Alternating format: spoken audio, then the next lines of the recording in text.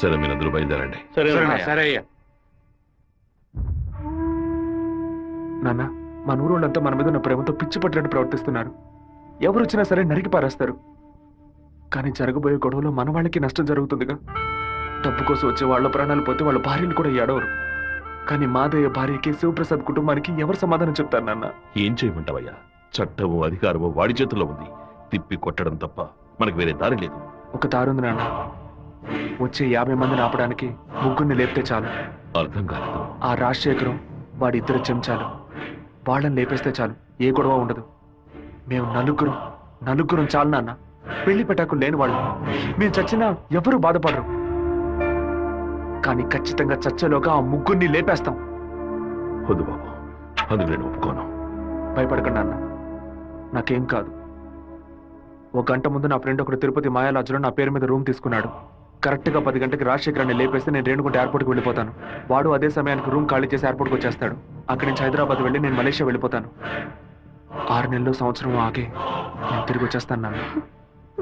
Police రికార్డ్స్లో నా పేరుండే ఛాన్సే లేదు. నేను బాగుండాలని మీరు నాకు పాస్పోర్ట్ ఇప్పించారు. అప్పుడు అది ఉపయోగపడలేదు. ఇప్పుడు అదే మన అన్ని సమస్యల నుంచి బయటపడేస్తుంది. అయ్యో, ఎందుకమ్మా, ఎందుకు ఏడుస్తున్నావు? 25 ఏళ్ళగా నాన్న కత్తి పట్టుకున్నప్పుడు ఎప్పుడైనా నువ్వు ఏడ్చావా? ఇప్పుడు ఎందుకు ఏడుస్తున్నావు? కొడుకు మీద ప్రేమ. నీ కొడుకు బాగుండాలని దేవుడికి దండం పెట్టుకో. అంతేగాని ఇలా ఏడ్చి నన్ను పిరికివాడిని చేయకు. భగవంతుడా, ఏడవకమ్మా. ఏడిస్తే నేను తట్టుకోలేదు. నాయనా, నీకేమైనా అయితే మాకు బాధ ఉండదనుకున్నావా? మేమందరం బండరాళ్ళం అనుకున్నావంట్రా. నిన్ను నమ్ముకొని వచ్చిందే ఒక పిల్ల. దానికి నేనే సమాధానం చెప్తాన్రా. చెప్పరా?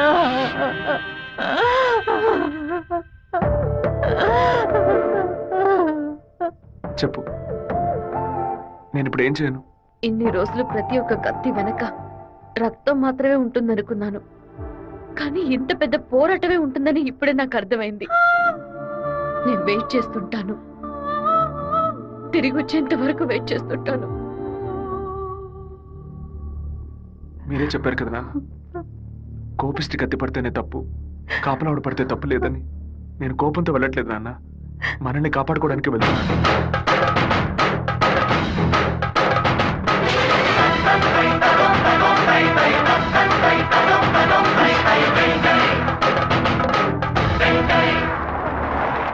సార్, మీరు ఊరెళ్ళే వరకు డిఎస్పీ మీతో ఉండమని చెప్పారు సార్.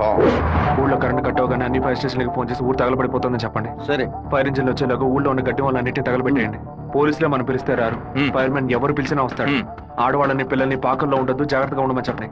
సరే బాబు, నేను వస్తాను. నేను బ్రహ్మచారినే. నాకు పెళ్లి కాలేదని అప్పుడప్పుడు బాధపడుతూ ఉంటా. కానీ దానికి ఒక అర్హత ఉందని ఇప్పుడు తెలుసుకున్నా. మన సత్యమూర్తాన్ని చంపిన ఆ దొంగ కొడుకు పీక్ కొరికి రక్తం తాకుండా వదిలిపెట్టు బాబు.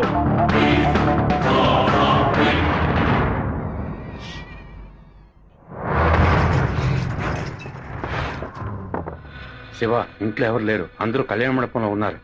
మనం చాలా జాగ్రత్తగా ఉండాలి. ముందు ప్లాన్ చేసి వాళ్ళని 2 గ్రూపులుగా విడదీసి ఊరు బయటికి తీసుకెళ్ళాలి. చిన్నాయనా, టైం 10:30 కావస్తుంది, ఇంతవరకు ఏ కబురు లేదు.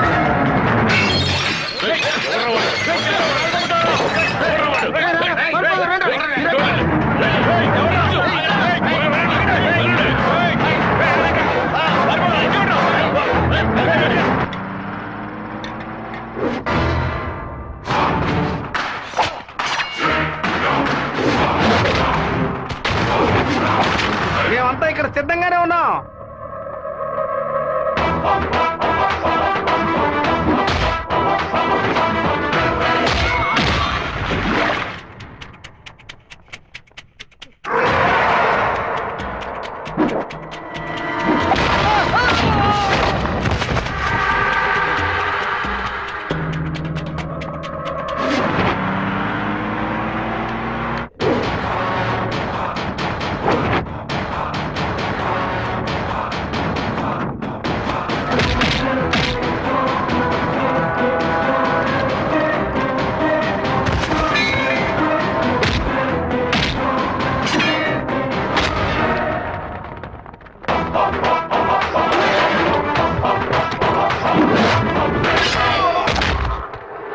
నేను చెప్పినట్టు విని నడుచుకున్నావు అంటే నేను ఇలాగే ఎత్తుకెళ్ళి ఇక్కడున్న జనరల్ హాస్పిటల్లో చేర్పిస్తాను, బతికిపోతావు. లేదో ఇక్కడే గిలిగిలా కొట్టుకుని చావు, నరికిన చోట మట్టేసి వెళ్ళిపోతాను. ఏమంటావు? నేను చెప్పింది చెప్పినట్టు చేస్తాను.